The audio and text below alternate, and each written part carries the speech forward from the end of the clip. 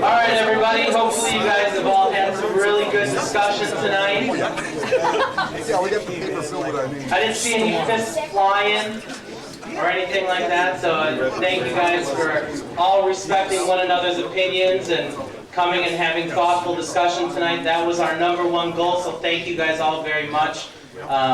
You know, just by a show of hands, if you guys have reached a consensus, raise your hand. Tables have reached a consensus? Wow. Awesome. Okay, great. That's who you'll be recording this. Okay. Now, how many are for the future land use map as we have it right now today from 2004? Please raise your hand. Yeah, the current future land use plan. This.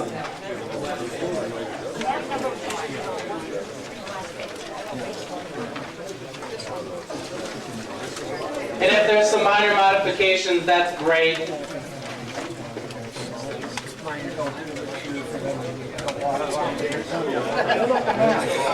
The future land use map, even if you have minor modifications to it. It says future land use map on the bottom left. Yeah, this is the existing one that we adopted in 2004. All right. And then raise your hand if you came to a consensus on the residential build-out. Even with minor modifications.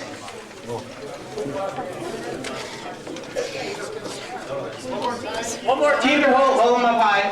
We're going to be collecting these maps at the end of the night, so hopefully you guys have all written on your big maps, these 2x3 blank maps, you know, which map you guys have chosen as a consensus map, and then clearly labeled on that map which parcels, if any, you think should be changed and to what.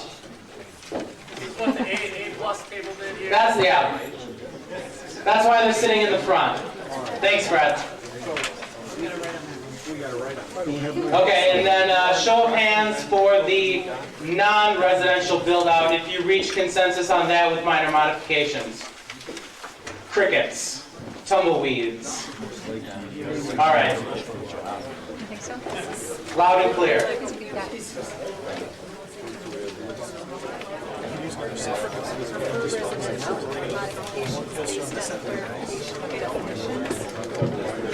All right, everybody, what we're going to do now, thank you. Yes? Should we put... No.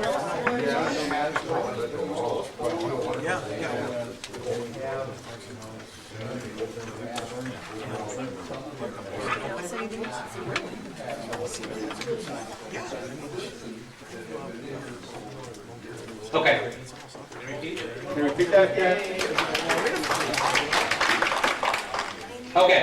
The next part of the meeting is we're going to do public comment. So if you guys have a public comment. We have to hear what he says. Yeah, we need to give him the mic. We have a mic. Oh, here, Fred. We don't have a mic. This is the mic. Okay. You gave us only a couple of different situations. We at table #2, and I know there are other people here that are in opposition to the plans that you have here. Perhaps we need to take a vote or have another vote and see how these other people feel that don't want industrial, or they don't want to change it, or they want to leave it the way it is. You're asking only a few questions. We need to ask all of them. Sure. Right there.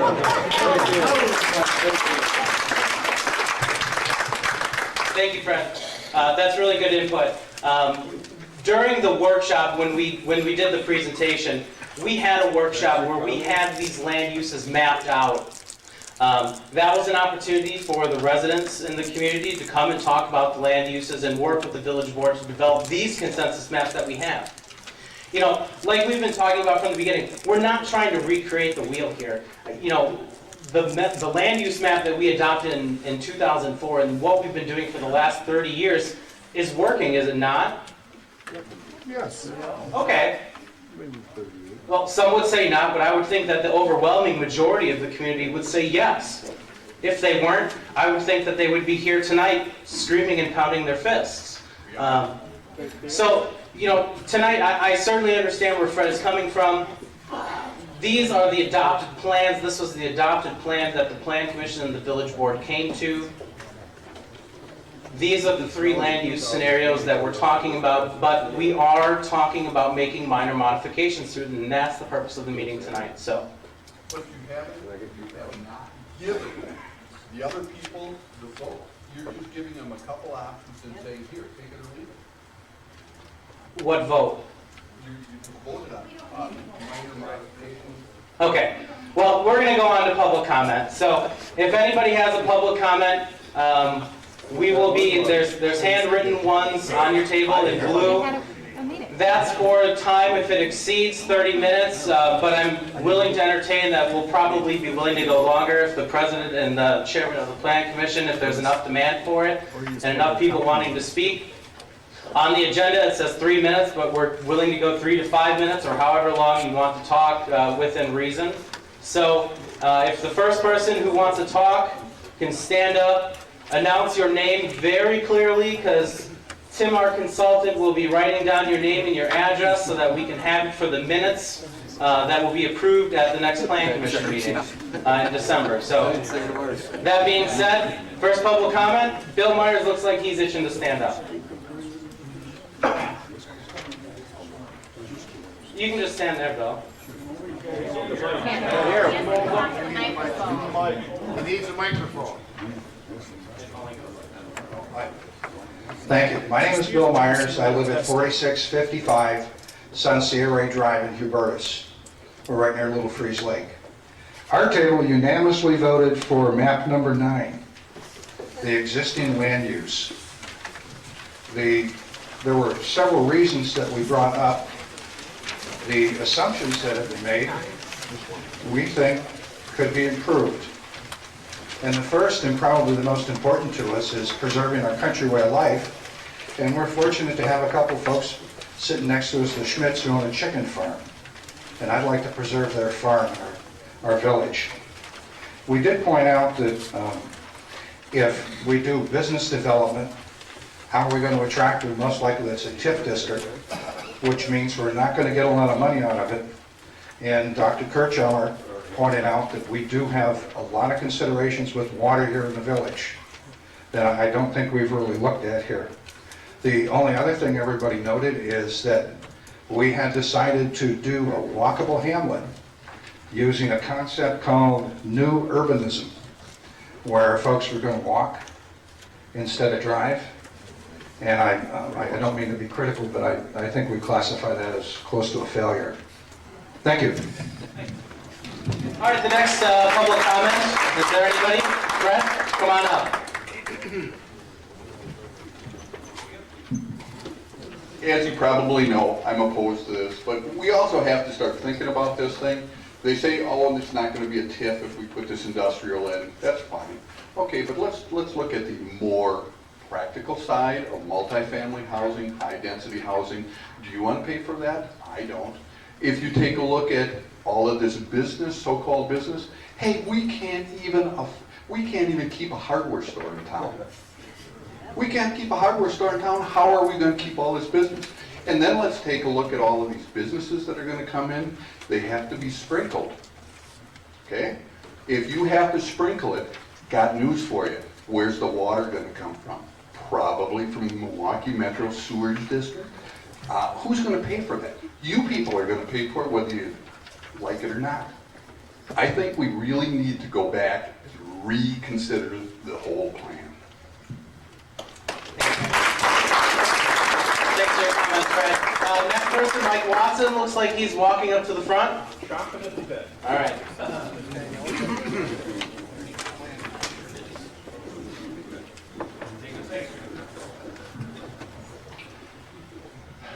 Mike Watson, 4900 South Lake Road, Colgate, Wisconsin. I'm a little wound up, so I'll apologize out of the gate. First of all, I want to compliment the village on putting this together tonight, and all the material that they sent out to everybody, and the incredible amount of work they did to give us all a chance to participate in this process. I really applaud them for that. On the flip side, though, while I appreciate that, there's some things that I don't appreciate. And I've never had the pleasure of meeting Fred before, but boy, I'm sure tail his thinking 100%. You give me the option of A or B, where's none of the above? And so as I stand here tonight, and I think about all of the things that I've learned and heard from you over the last few years that I've been kind of active in all of this stuff, what I hear is you want it left just like it is. You don't want more development. You're not going to be able to avoid it. It's coming, so you need to do plan for it. I acknowledge that, but you certainly don't want more commercial development. You certainly don't want sewer, and you don't want all of the things that are going to shirt tail all of these things. You've said that loud and clear, and I and some others are trying to help you get that. But I'd like to point out one additional thing here, and this is from the build-out analysis that was referred to tonight. And this is right out of the document off the village website. The residential revenue is $3,026,000, and the residential expense is $2.95 million. So the village gets more revenue from residential than it has in expense. That's a good thing. The non-residential, however, is $270,000 in revenue and $285,000 in expense. So the non-residential costs us more, and it's verbally described that way in the build-out analysis as well. So when I look at our community and I think about what do I want, I pretty much want it to stay just like it is. I don't want to see new development. I don't want to see new commercial. I'm not interested in seeing Microsoft or Kohl's or Harley-Davidson or anyone else move in here. Because when they come in here, all of the things that come with that will become our burden. And I don't want it. I'd like it just to stay like it is. I love Richfield, and I want to see it stay like it is. Thanks.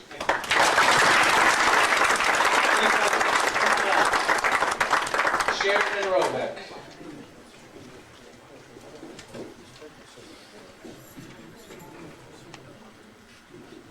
That's okay. We've got the hall all night. This isn't even related to what the previous speakers were talking about. I got concerned because there's no place on there for those of us that might decide we want to live in a condo because we're tired of the snow and the grass cutting and so on. We have a daughter that may want to buy our place, but everything is south of here that we've looked at except for one thing, north. And we're just doing the wool gathering now. But Josh said that there wasn't a feel in Richfield for condos. And I thought, how can you not have a feel for owner-occupied things as opposed to anything that either is small square footage that is catering to young couples, which is fine. But, you know, is everybody leaving Richfield after a certain point when you get tired of the snow and everything else? I was just surprised. And of the walking hamlet, after working on that little roundabout thing, I was curious, what do people consider downtown Richfield? And I got a whole bunch of different answers. And I'd like to see the part north develop to be more of a quaint-like thing, where you'd have maybe condos. People could walk and support the businesses there.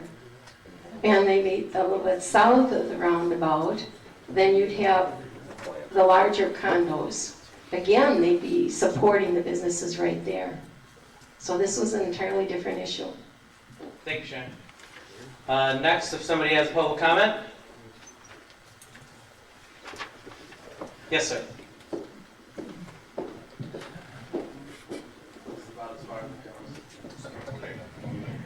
Hi, I'm Bill Schneider, and I'm basically very new here.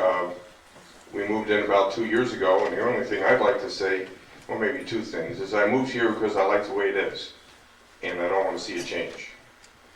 The second thing is, I kept hearing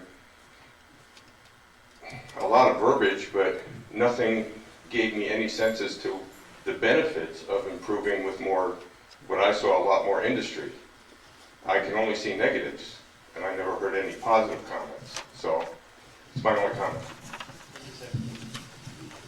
All right, anybody else? Mr. Frank, watch out.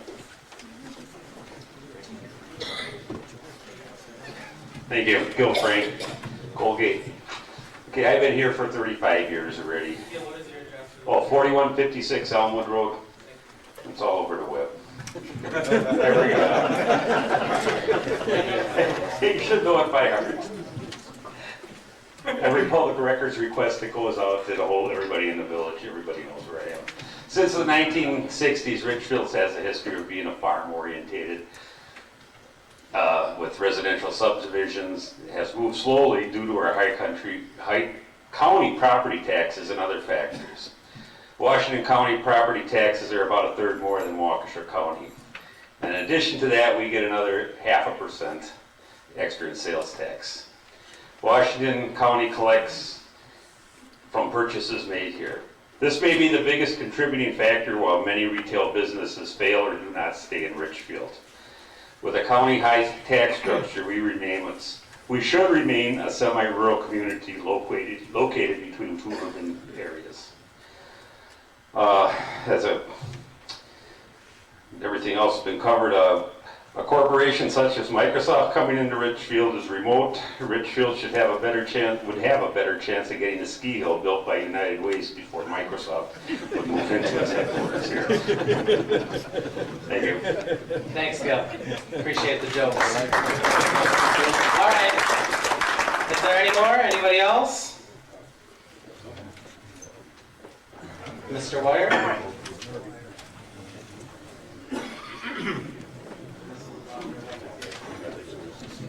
Our Boyer, 4054 Maple Grove Drive. Comment that lady that was just up here that's looking for some places to live in Richfield. You got the right idea for condos or side-by-side. This is the perfect spot along 175. How many people here would like to live along Highway 41 corridor? Residential. Raise your hand. I don't see a one. Commercial brings tax dollars into the community. It was mentioned there was only 270,000 or something taxes brought in off of commercial, what's in the village. There are no services that the village gives these shopping centers. There is no snow plowing. There is no grass cutting. We pay our own street lights on Highway 175, the electricity. There is no burden on our village at all. No garbage pickup. And you people say commercial, you've got to have commercial. What do you think? Look at any community around. They all have commercial and industrial. And that helps their tax basis. You talk about a TIF district, you don't have to give them a TIF district if you don't want to. They don't want to pay their own. Tell them to go some other place. If you're worried about that, you don't have to. You don't have to do nothing. So you better think about this. Long Highway 41 corridor should be commercial if you want your tax base to help you out for the rest of your life. Thank you. Okay. Yes, sir. Come on up.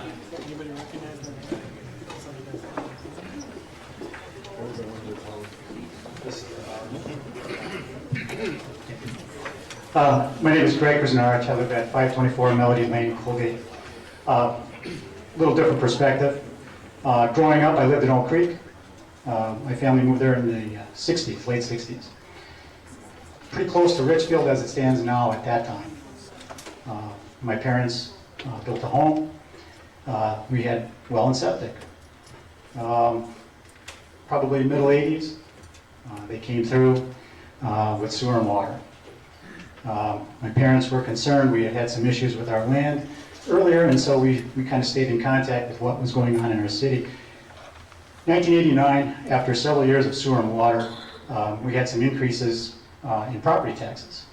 When we went to the city to ask them, how long is this going to continue, The assurance we received was that, don't worry, now that we have sewer and water, we're going to have development. That development will keep your taxes low. So in 1989, my mom and dad paid $4,220 for their property. So in 2012, they enjoyed a bill of $7,220, same lot, same house they built in 1969. My perspective, there's no pot of gold at the end of that development rainbow. Thank you. All right. Anybody else? Oh, Dr. Cherkauer. Our hydrologist, Dr. Cherkauer. Yay! Yeah, yeah. The last speaker mentioned sewer and water, and I'm kind of the person that monitors groundwater resources throughout the village. Our water supply is in wonderful shape, but that's predicated on the assumption, and it will continue to be in wonderful shape, if we maintain our current style of development. As long as we are low-density residential, our groundwater system can supply our whole population with private wells, private on-site wastewater treatment systems. If we start going to denser developments, such as the Reflections Village, then we have to be very cautious about how they're developed and where they're going to get their water from. And I have to compliment the village government. We have in effect a groundwater protection ordinance, which allows us to work with developers to get them to modify their development so that they don't overutilize the water supply.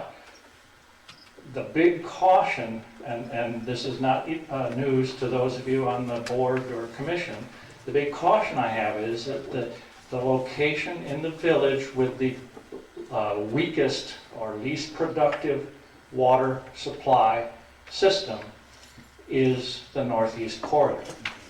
So I understand the desire to put commercial development there because of the transportation, but we would have to be very, very cautious in any development that it was not a heavy water demanding commercial or industrial development. So that's the water perspective. Personal perspective, my table unanimously decided we'd like to keep things the way they are. Thanks, Dr. Anybody else would like the opportunity to speak? Mr. Gagnon?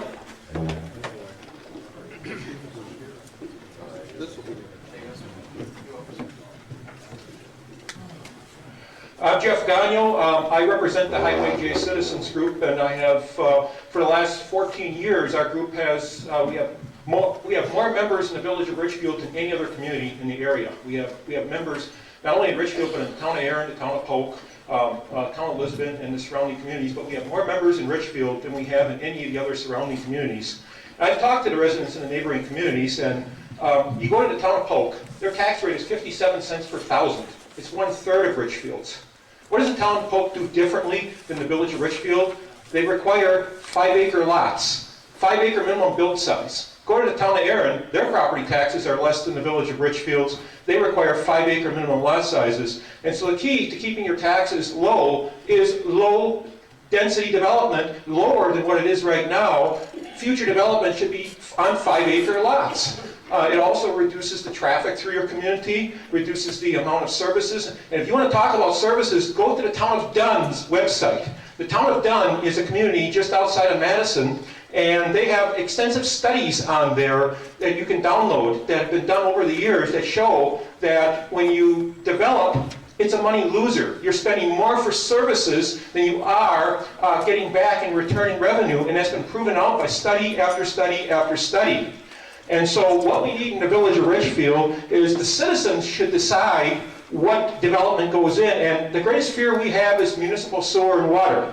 The way to take that fear out of the village of Richfield is to give the citizens the right to vote and decide everywhere in the village of Richfield by referendum whether sewer and water comes in here, and that will control the development that comes in here. Right now, citizens don't have that right along the 175 corridor. The village board makes that decision. They have no, citizens do not have referendum rights. So let's modify our ordinances and give the citizens the right to vote and decide on municipal sewer and water before it comes in anywhere in the village of Richfield. I'm sure 99% of the people who live here don't want sewer and water to come in, and we must demand that any business or any development that comes in here, we make absolutely sure that it is 100% sustainable on a private well and a private septic. If there's any slight risk that there's a problem, that business should not be allowed in here. They should be self-sustaining on a private well and a private septic. If it can't, then it should not be allowed. Thank you.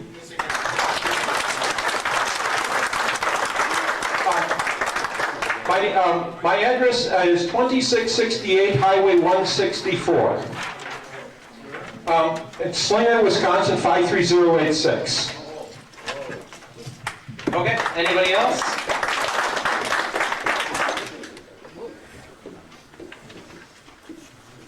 Going once? Going twice? Mr. Tabor?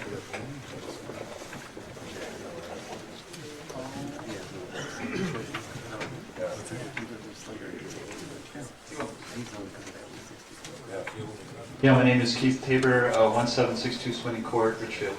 The thing I wanted to say is that what some of the other people have said at our table is that we're also in favor of less development, and kind of the map we came up with was really like none of the above. You know, more we want to leave some of the land agricultural, and we don't want the continued development. Based on some of the surveys I've seen over the years, it looked like the town and now village was basically in favor of reducing the amount of development. So we would prefer none of the above, and that's the map we'll submit. Thank you. Thanks. All right. Is there anybody else? Speak now or forever hold your peace. All right. I'll ask the village board and plan commission if anybody has anything that they'd like to offer to the discussion tonight. The mic is yours. Plan Commissioner Welton.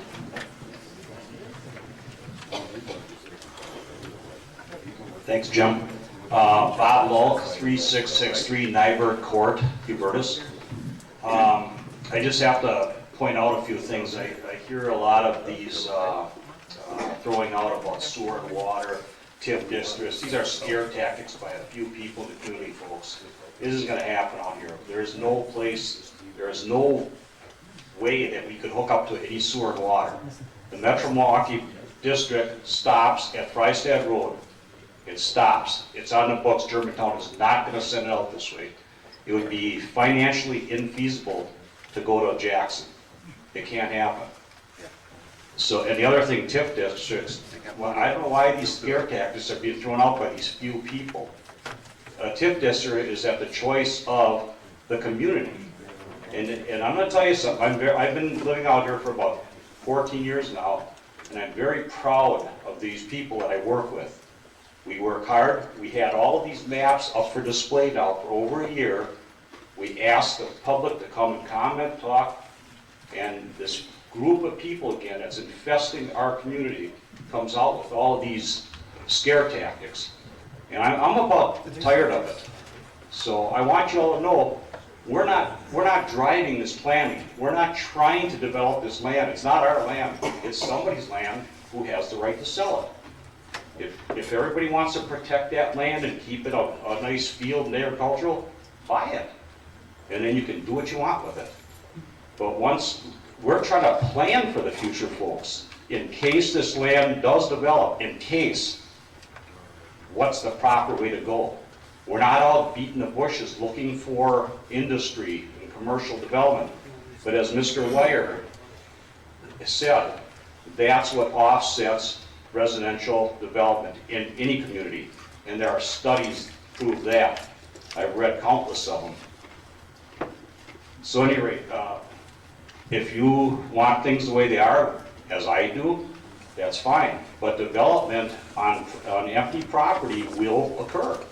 Let's plan for it. Let's plan for it in a proper fashion. Let's all be smart about it. Let's work together. And let's not throw these hypothetical things out there that, well, sewer and water is going to come, a TIF district, you know, you're going to have apartments, you know. This woman had a good point. What about side-by-sides, condos? Let's put some of those up there, you know.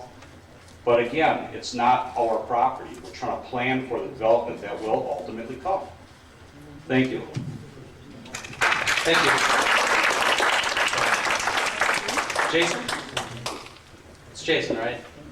All right.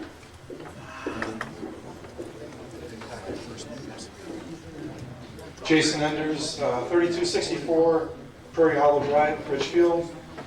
I got more of a comment about what this gentleman here on the board said. I signed the sandbox rules. I'm not going to criticize anybody's thoughts here tonight. I'm going to be respectful of others and their thoughts. I'm not going to call anybody out for having a different opinion, and I ask that you guys do the same. What we're talking about here, some of us just got involved with this. Some of us just found out. Some of us just have questions.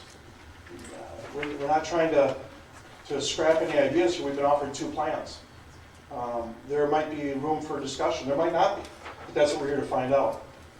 I don't think anybody here was trying to slander anybody on the board, or there's nothing here to take personal from this, but if we're gonna, you know, if we have to sign these things and we're not gonna criticize each other, and we're gonna be respectful of each other's opinions, and feelings may be expressed and they're not to be dismissed or denied, I think we need to take that seriously.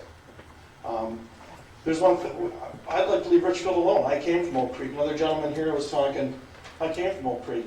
I saw what Woodman's did and what Sonic did and what bringing all that stuff in did. And I'd like to leave Richfield the way it is, but I'm not naive to the fact that there's land out there to be sold. Another gentleman here has got land to be sold, and I'm sure he's, you know, we all know who that is, you know, but I'm going to be respectful of his opportunity to sell his land. I don't have land to sell. I bought land out here in the middle of the country. I like it like that. Not naive to the fact that things may change. I just want to be informed. I want to have all the decisions and the information necessary so I can make an intelligent decision. I want my future goal. And if there's anything I can do to help the community go in the direction that they want, I'd like to do that too. So I don't want to be part of the problem, I want to be part of the solution, but I think just because some people got involved late, or some people have different opinions, some people have got a different direction they want to go, that's fine by me. I'm not going to sit and criticize them for that. I just want to open a healthy discussion. That's it. Thanks, Jason.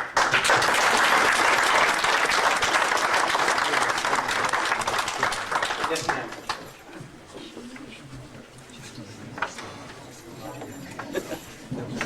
My name is Mary Tadish. I live at 4021 Whispering Pass, Colgate. You know, I feel pretty much like this other gentleman that just came in here. I just got involved in this stuff not long ago, but what I do feel like is that since you guys have all the votes going on the east of 175, that's the issue. And that's, I think, the issue for most of the people that are here. So I would like to know why it is, because I wasn't involved in that part, did not know when it happened. I understood it happened July 5th of last year, maybe? Is that correct? When you got the vote on anything on 175? Okay.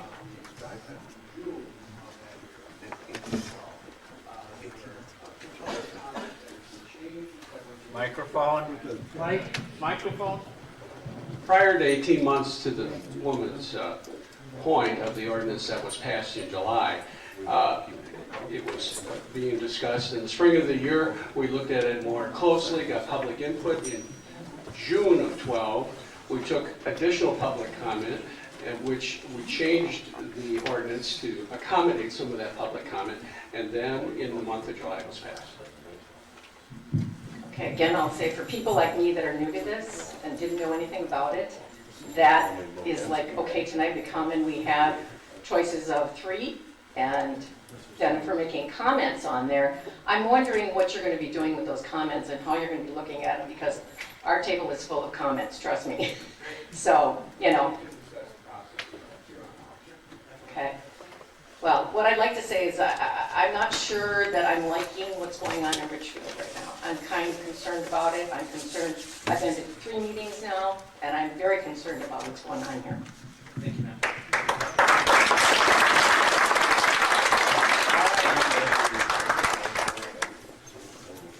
Anybody else?